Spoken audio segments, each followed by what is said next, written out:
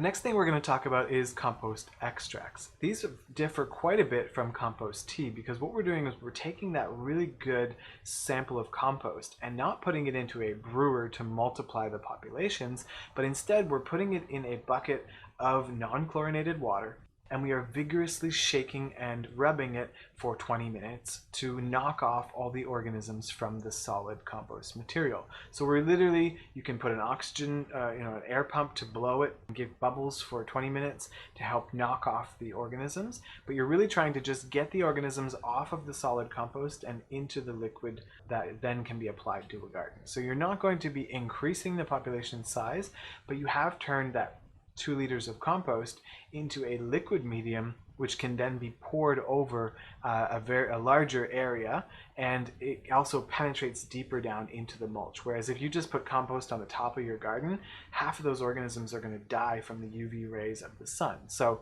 this is a way of getting those organisms into the water and then